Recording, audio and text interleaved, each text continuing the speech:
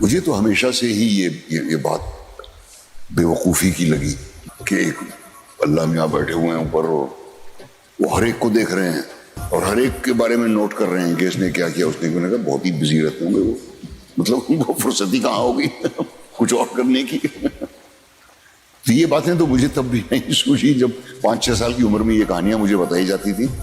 اگر ریکارڈز ہی نہیں ہے تو یہ جو ریکارڈ پہ اعتراض اٹھایا جا رہا ہے، یعنی جسٹس پہ اعتراض اٹھایا جا رہا ہے، مطلب کوئی اگر کہے کہ میں ریکارڈ ہے یہ مانتا نہیں ہوں، تو یعنی کہ اس کا یہ کہنا ہوا کہ جسٹس ہے میں مانتا نہیں ہوں، انصاف ہوگا انسانوں میں مانتا نہیں ہوں۔ جس نے اس کائنات کو اتنے کیلکولیشن اور سسٹمز کے ساتھ بنایا ہے، کیا وہ ہمارے بیچ میں انصاف نہیں کرے گا؟ الحمدللہ والصلاة والسلام علی رسول اللہ وعلی آلہ وصحبہ اجمعین، اما بعد۔ ویڈیو آپ نے دیکھ لیے ہے، سوال آپ سمجھ چکے ہیں۔ یہاں سب سے پہلی بات یہ ہے کہ بات کس کی کر رہے ہیں؟ ہم بات کس کی کر رہے ہیں؟ ہم بات کر رہے ہیں اس کائنات کے بنانے والے کی، اس یونیورس کے بنانے والے کی بات کر رہے ہیں۔ اور ہم کیا ہے، ہماری کیا حیثیت ہے اس پورے یونیورس میں، وہ تو ہم جانتے ہی ہیں۔ ہم بات کر رہے ہیں اس یونیورس کے پورے سسٹم میں سے ایک چھوٹا سا ستارہ سورج، اس کے سامنے ایک چھوٹا سا پلانٹ زمین، اور اس زمین کے ایک چھوٹے سے انسان، اور وہ انسان کی ایک چھوٹی سی سیل جو مائکروسکوپ سے دکھائی دیتی ہے۔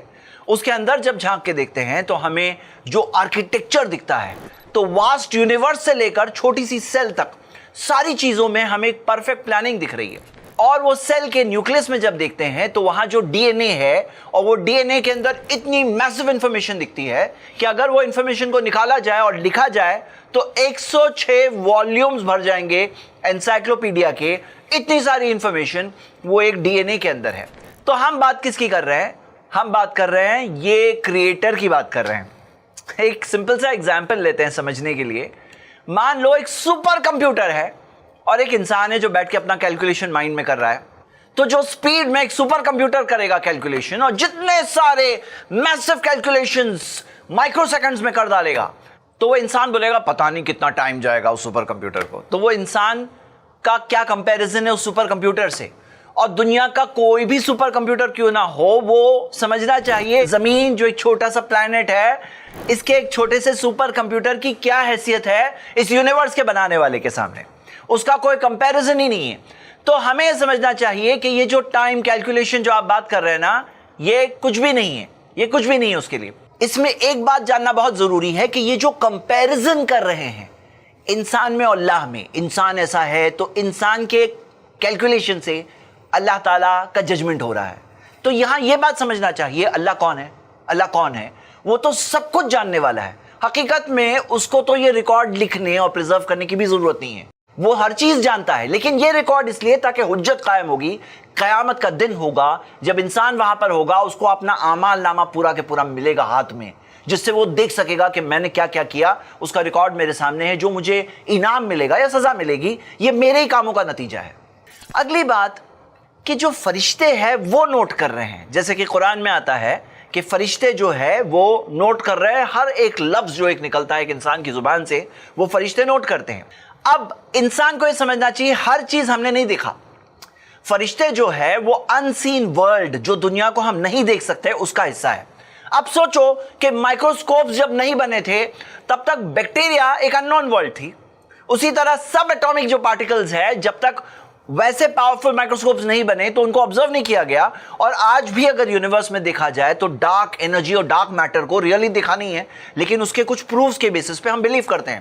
تو یہاں سمجھنے کی بات کیا ہے کہ کوئی انسان ڈسکلیم نہیں کر سکتا، انکار نہیں کر سکتا کہ فرشتے نہیں ہیں۔ وہ یہ کہہ سکتا مجھے معلوم نہیں ہے، لیکن وہ یہ نہیں کہہ سکتا کہ ہمارے پاس سائنٹیفک پروف ہے کہ فرشتے نہیں ہیں۔ وہ یہ کہہ نہیں سکتا کیونکہ وہ ان سین ورلڈ ہے، وہ ان سین ورلڈ ہے، جو ورلڈ کو دیکھا نہیں ہے اس کا انکار کیسے کر سکتا ہے؟ اور جہاں تک یہ بات ہے کہ جو ٹائم کے لیمیٹیشنز ہیں نا، ہم جس کریٹر کی بات کر رہے ہیں وہ اس ٹائم اور اسپیس کا بنانے والا ہے، وہ اس سے بہت اوپر ہے۔ اب ایک مثال دیتا ہوں کہ ہم جب سوتے ہیں تو نیند کے اندر کئی بار ایسا ہوتا ہے کہ ایسا لگتا ہے کہ بہت سارے گھنٹے چلے گئے لیکن بس تھوڑی دیر سوئے ہیں، اور کبھی ایسا لگتا ہے بہت گھنٹے سوئے ہیں لیکن لگتا ہے کہ جیسے ابھی سر تکیے پہ لگا تھا، مطلب ابھی بس میں سویا تھا اور کئی گھنٹے گزر چکے ہیں۔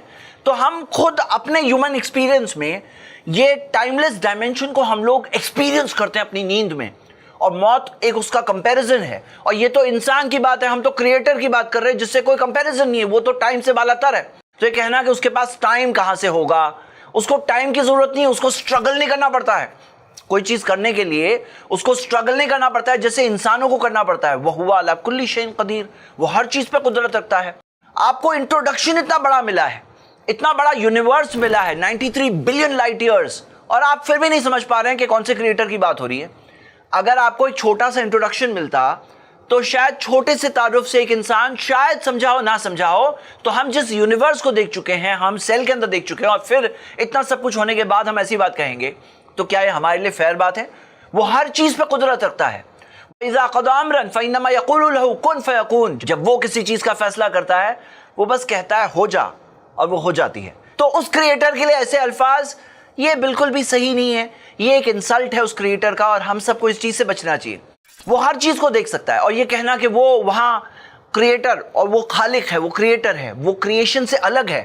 یہ کریشن کی شروعات ہے, یہ یونیورس کی شروعات ہے, اس کی اینڈنگ ہے, اس کی نہ شروعات ہے نہ اینڈنگ ہے. وہ اس پہ ڈیپینڈ نہیں ہے, وہ اس کے حصہ نہیں ہے, وہ اس سے اوپر ہے, وہ اس سے بالاتر ہے. تو یہ کہنا کہ وہ وہاں سے کیسے دیکھ سکتا ہے؟ اب آپ خود سوچو کہ ہم سب انسان, اور آپ یہ ویڈیو دیکھ رہے ہو, آپ ہو سکتا ہے دوسرے شہر میں ہو, میں دوسرے شہر میں ہوں, لائیو پروگرامز بھی ہوتے ہیں. جب ہم لوگ ایک حصے میں ہو کر دنیا کے دوسرے حصوں میں کیا ہو رہا ہے دیکھ سکتے ہیں, تو یہ سمجھنا کیوں مشکل لگ رہا ہے کہ کریٹر جو اس دنیا کا بنانے والا ہے وہ تو ہر چیز, ہر جگہ, ہر وقت دیکھ سکتا ہے, ہر چیز ریکارڈ کر سکتا ہے. اس کے لیے کون سی مشکل چیز ہے؟ ہاں, اس کے لیے کون سی مشکل چیز ہے؟ اچھا ایک پوائنٹ سوچو, یہ یونیورس کے اندر ہر چیز میتھمیٹیکل فارمولاز سے چل رہی ہے. جو گریوٹی ہے, گریوٹی کا فورس ہے پوری یونیورس میں, اس کا ایک فارمولا ہے. اسی طرح آپ دیکھو گے بہت ہی ایکوریٹ کیلکولیشن سے سارے ستارے چل رہے ہیں, ان کی آربٹس ہے, بالکل جیسے کہا جا رہا ہے the unreasonable effectiveness of mathematics in the natural sciences. جیسے کہ گیلیلیو نے کہا the book of nature is written in the language of mathematics. تو آپ ذرا سوچو کہ جو یونیورس کا بنانے والا ہے, جس نے اس یونیورس کو اتنے کیلکولیشن سے بنایا, کیا وہ ہمارا حساب نہیں کرے گا؟ کیا لگتا ہے آپ کو, کیا ہمارا حساب نہیں ہونے والا ہے؟ کیا جسٹس نہیں ہونے والا ہے؟ اور جسٹس کیسے ہو سکتا ہے اگر ریکارڈز ہی نہیں ہے؟ تو یہ جو ریکارڈ پہ اعتراض اٹھایا جا رہا ہے, یعنی جسٹس پہ اعتراض اٹھایا جا رہا ہے, مطلب کوئی اگر کہے کہ میں ریکارڈ ہے یہ مانتا نہیں ہوں, تو یعنی کہ اس کا یہ کہنا ہوا کہ جسٹس ہے میں مانتا نہیں ہوں, انصاف ہوگا انسانوں میں مانتا نہیں ہوں. یہ بات بالکل بھی انفیئر ہے, کیونکہ آپ خود سوچو کہ اتنے بڑے بڑے ظالم جو گزرے اس زمین پر, جیسے مثال لے لیجئے ماؤ زیڈونگ, جس نے تقریباً 31 ملین 3 کروڑ 19 لاکھ لوگوں کو مارا, اور ہڈولف ہٹلر جس نے تقریباً 1 کروڑ 85 لاکھ لوگوں کی موت کی ذمہ داری ہے. اب آپ بتاؤ کیا سزا دے سکتے ہو, کیا سزا دے سکتے ہو؟ دنیا کے کسی بھی سسٹم میں اگر آپ نے ایسے مجرموں کو پکڑ لیا, اور ایسے بہت سارے لوگ ہیں جنہوں نے کئی سارے لوگوں پر ظلم کیا, کئی زیادتیاں کی, کئی لوگوں کے حق کھائے اور اس دنیا سے چلے گئے, آپ اگر پکڑ بھی لیتے, ان کا جرم ثابت بھی ہو جاتا, تو کیا سزا دے سکتے ہیں؟ تو مجھے بتائیے جس نے اس کائنات کو اتنے کیلکولیشن اور سسٹمز کے ساتھ بنایا ہے, کیا وہ ہمارے بیچ میں انصاف نہیں کرے گا؟ یہ تو بہت انفیئر ہو جائے گا. جو پرفیکشن ہم اس کے کریشن میں دیکھ رہے ہیں, یہ گواہی دے رہا ہے کہ اس کے اندر کمی نہیں ہے, اور یہ کمی ہوگی کہ وہ ظلم ہونے دے اور انصاف نہ کرے. انصاف کرنے کے لیے وہ ریکارڈز کا ہونا ضروری ہے, اور ریکارڈز ہے, اس کے لیے کوئی بڑی بات نہیں ہے. آپ کیا چیز پہ تعجب کر رہے ہیں؟ جس نے اتنے بڑے کائنات کو بنا لیا, جس نے ڈی این اے کو بنا لیا, جس نے سیل کو بنا لیا, اس کے لیے ریکارڈز کو رکھنا کون سی بڑی بات ہے؟ کون سی بڑی بات ہے؟ اس کے لیے وہ چیز کون سی مشکل ہے جو اس کائنات کی ٹیکنالوجی مینج کر رہا ہے, جو اس ڈی این اے کی ٹیکنالوجی مینج کر رہا ہے, اس کے لیے ریکارڈز کو رکھنا کون سی بڑی چیز ہے؟ تو وہ انصاف کرے گا. ان اللہ لا یظلم مثقال ذرہ, اللہ ذرہ برابر بھی ناانصافی نہیں کرتا, تھوڑی سی بھی اللہ تعالیٰ ناانصافی نہیں کرتا, کسی پہ بھی نہیں. مطلب آخرت کی فکر ہے لوگوں کو, دنیا میں کیا ہو رہا ہے اس کی نہیں. یہاں پہ یہ جو بات کہہ رہے ہیں نا کہ آخرت کی فکر ہے دنیا کی نہیں, حقیقت یہ ہے اسلام نے سکھایا ہے ایک بیلنس, اسلام نے سکھایا ہے ایک بیلنس, کہ دنیا کے اندر ساری چیزوں میں اعتدال ہے. اسلام کے اندر یہ نہیں ہے کہ آپ دنیا کے غلام بن کے رہو. یا ایھا الناس, اے انسانوں, ان وعد اللہ حق, اللہ کا وعدہ سچا ہے, فلا تغرنکم الحیات الدنیا, یہ دنیا کی زندگی تمہیں دھوکے میں نہ ڈال دے. تو دنیا کے دھوکے میں بھی مت پڑو. جیسے کچھ لوگ ہوتے ہیں دنیا کے غلام بن جاتے ہیں, ان کا گاڈ دنیا ہوتی ہے, یہ دنیا کا عیش و آرام, یہ دنیا کی لذتیں, یہ ان کا گاڈ ہوتا ہے, اس کے لیے جیتے مرتے ہیں وہ. دوسری طرف وہ لوگ ہیں جو دنیا کو پورا چھوڑ دیتے ہیں. تو قرآن میں آتا ہے وَرَهْبَانِيَةً ابْتَدَعُوهَا مَا كَتَبْنَاهَا عَلَيْهِمْ, جو رہبانیت انہوں نے نکالی, اللہ تعالیٰ نے کہا ہم نے نہیں کہا تھا ان کو کرنے. تو ایک بیلنس مل رہا ہے, نہ دنیا کے غلام بن جاؤ نہ دنیا چھوڑ کے چلے جاؤ, ایک بیلنس ہے. لیکن دنیا میں رہوں گے آخرت کے لیے. دنیا ایک امتحان ہے, دنیا ایک ایگزام کی جگہ ہے, یہاں پہ رہو, یہاں پہ اچھے کام کرو. کس کے لیے کرو؟ آخرت کے لیے کرو. اب آپ دیکھ چکے ہو کہ کوئی شخص اگر دنیا میں رہا اور آخرت کو بھول گیا تو کیا ہوگا. آپ اس مثال سے دیکھیے, یہ رائٹر لکھتے ہیں if God does not exist then everything is permissible. اگر گاڈ نہیں ہے, اگر آخرت نہیں ہے, حساب و کتاب نہیں ہے, تو ہر چیز جائز ہو جائے گی. پھر جو چاہو کرو, ہاں جو چاہو کرو, یہی ہو جائے گا ریالٹی. تو وہ سارے لوگوں کا کیا جن کے اوپر ظلم ہوا, ان کا کیا جو دنیا میں رہتے ہیں لیکن کوئی تکلیف سے گزرتے ہوئے رہتے ہیں. جیسے آپ دیکھیے محمد صلی اللہ علیہ وسلم نے فرمایا کہ جب اذا ابتلیت عبدی بحبیبتیہ, جب میں آزماتا ہوں اپنے بندے کو اس کی دو پیاری چیزیں لے کر, فصبر, اور وہ صبر کر لے اس پر, اوتہ منہم الجنہ, ان دونوں کے بدلے میں تو اسے جنت ملے گی. تو میں ان سے پوچھوں گا, ہمارے پاس آنسر ہے کہ جو ایسے تکلیف سے گزرتا ہے اور صبر کرتا ہے اس کو ہمیشہ کی خوشی ملے گی. اس کا حساب لکھا جا رہا ہے, اللہ تعالیٰ لکھ رہا ہے, اس کے صبر کو لکھ رہا ہے, اس کے انعام کو لکھ رہا ہے, اور اس سے ہمیشہ کی جنت ملے گی. اس سے پازیٹیوٹی پیدا ہوتی ہے, اس سے صبر پیدا ہوتا ہے, اس سے امید پیدا ہوتی ہے. لیکن آپ کا جو ویو ہے, اور وہ ویو کو اگر کوئی مانے گا اور یہ مانے گا بس تکلیف ہے تکلیف, اس کے بعد کچھ نہیں ہے, اس کے بعد بدلے میں کچھ نہیں ہے, بس مر جاؤ ختم, تو بہت ہی ڈپریسنگ ہے, کوئی امید نہیں ہے, مایوسی ہے. اس کے بہت سارے برے انجام ہوں گے, دنیا نے بھگتا ہے ایسے انجام جب مایوس لوگوں نے ظلم کا راستہ لے لیا. جو مایوس ہو چکے تھے دنیا میں ان کے لیے کچھ نہیں تھا, تو جب وہ ظلم کا راستہ لے لیے وہ بہت بڑی لائبلٹی بن گئے دنیا کے لوگوں کے لیے. اور جب کوئی دنیا میں رہتا ہے آخرت کے لیے, اللہ کے لیے وہ اچھا کام کرتا ہے, اللہ کے لیے نیک کام کرتا ہے, تو آپ کو پتا ہے قرآن کی آیتیں ہیں کہ لعلکم تعقلون, تاکہ تم عقل استعمال کرو, تاکہ تم دیکھو غور کرو. اور یہی دنیا کے اندر آخرت کے مقصد کے لیے رہنے والے لوگوں نے دنیا کی سب سے بڑی ڈسکوریز کی بیفور دا ماڈرن سائنس ٹوک آف. ماڈرن سائنس کی ایج کب سے ہے؟ رینیسانس ہے. اس سے پہلے کن کے سب سے بڑے کنٹریبیوشن تھے؟ مسلم سائنٹسٹ کے. اور بنیاد کیا تھی کہ قرآن میں سکھایا گیا لعلکم تعقلون. آخر میں جب یہ کہتے ہیں I am a lapsed Muslim.